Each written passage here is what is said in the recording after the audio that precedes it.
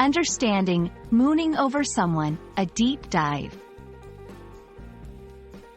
Hello, language enthusiasts. Today, we're going to explore a fascinating phrase in the English language, mooning over someone. Whether you're a beginner or advanced learner, understanding such expressions can add depth to your conversational skills. Let's dive into what it means, its origin, and how you can use it in your everyday English. Mooning over someone is a colorful expression used to describe a state where a person is deeply engrossed or infatuated with someone else, often to the point of distraction. It's not just about thinking of someone fondly, it's more intense. Imagine someone so caught up in their feelings that they seem to be lost in a world of their own. Much like how someone might gaze at the moon, lost in its beauty. While the exact origin of moon, in this context is a bit murky, the idea is that it's related to the old use of moon as a verb which meant to dreamily spend time. Historically, the moon has been associated with various emotions and states of mind, such as melancholy, madness, or love. This phrase captures that tradition, evoking the image of someone lost in daydreams or love-sick thoughts about another person.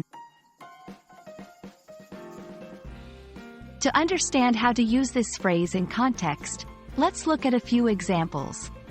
Ever since the party, Mark has been mooning over Jessica. He can't stop talking about her. You've been mooning over your vacation photos for hours. It's time to focus on your homework. After watching the movie, she was mooning over the lead actor for days.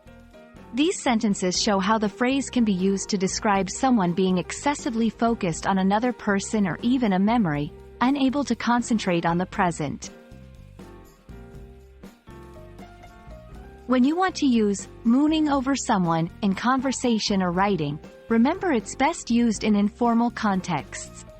It's perfect for describing deep affection or obsession in a light, slightly humorous way.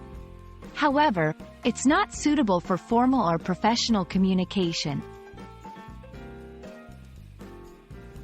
We hope this exploration of mooning over someone adds a new and interesting expression to your English vocabulary. Whether you're writing a story, chatting with friends, or simply want to understand English better, knowing such phrases will definitely enrich your language skills.